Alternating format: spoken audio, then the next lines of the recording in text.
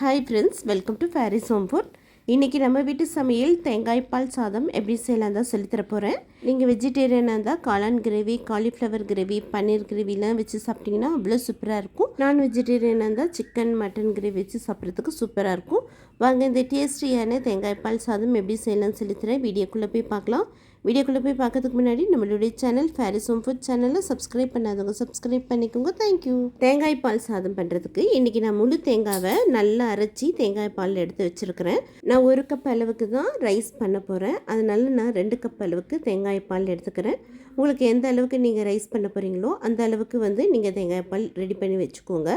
வீட்டில் சாப்பாட்டு பண்ணுற அரிசி தான், சாப்பாட்டு அரிசி 1 கப் அளவுக்கு எடுத்து வச்சுருக்கிறேன். அதுக்கு 2 கப் அளவுக்கு தேங்காய் பாலும் ரெடி பண்ணியாச்சு.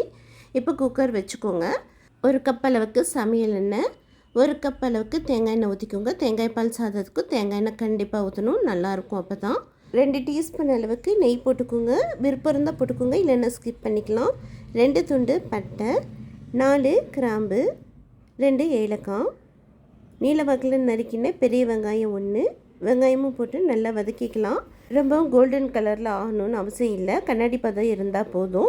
காரத்துக்கு 6லேருந்து 7 பச்சை மிளகாவை கீரியோ இல்லது உடச்சோ போட்டுக்கோங்க.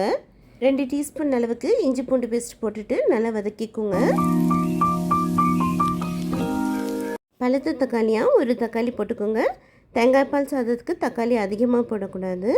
அடுத்து 1 கைப்பிடி அளவுக்கு கொத்தமல்லி, 1 கைப்பிடி அளவுக்கு புதினாவையும் போட்டு நல்லா இந்த எண்ணெயிலேயே சொல்ல வதக்கிக்கோங்க. இது கூடவே 1/4 டீஸ்பூன் அளவுக்கு மஞ்சள் தூள் போட்டுக்கோங்க. மஞ்சள் தூள் உங்களுக்கு தேவைன்னா போட்டுக்கலாம், இல்லைனாலும் நீங்கள் ஸ்கிப் பண்ணிக்கலாம். மஞ்சள் தூள் போட்டு பண்ணால் சாதம் பார்க்க கலர்ஃபுல்லாக இருக்கும். அடுத்து 1 கப் அளவுக்கு வீட்டில் சாப்பாட்டு அரிசி 1 கப் அளவுக்கு நான் நல்லா வாஷ் பண்ணி போட்டுக்கிறேன்.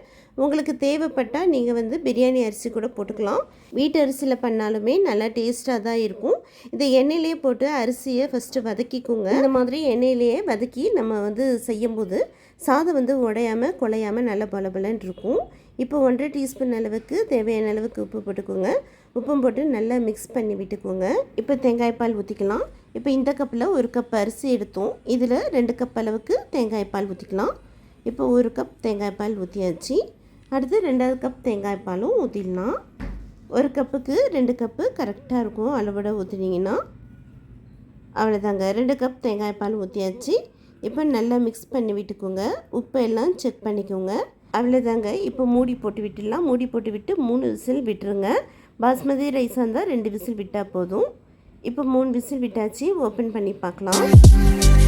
பாருங்கள், சூப்பராக நல்ல சாதம், தேங்காய் பால் சாதம் நல்ல பலபலன்னு உதிரியாக இருக்குது. இது ரொம்ப நல்ல ஒரு டேஸ்ட்டாக இருக்குங்க. இதே போலே செஞ்சு பாருங்கள், கண்டிப்பாக உங்கள் வீட்டில் இருக்கிற எல்லாருக்கும் ரொம்ப பிடிக்கும். செஞ்சு பார்த்துட்டு எப்படி இருக்குன்னு கமெண்ட் பண்ணுங்கள். இந்த வீடியோ பிடிச்சிருந்ததுன்னா மறக்காமல் லைக் பண்ணுங்கள், ஷேர் பண்ணுங்கள், சப்ஸ்கிரைப் பண்ணுங்கள். தேங்க்யூ ஃபார் வாட்சிங். Bye bye.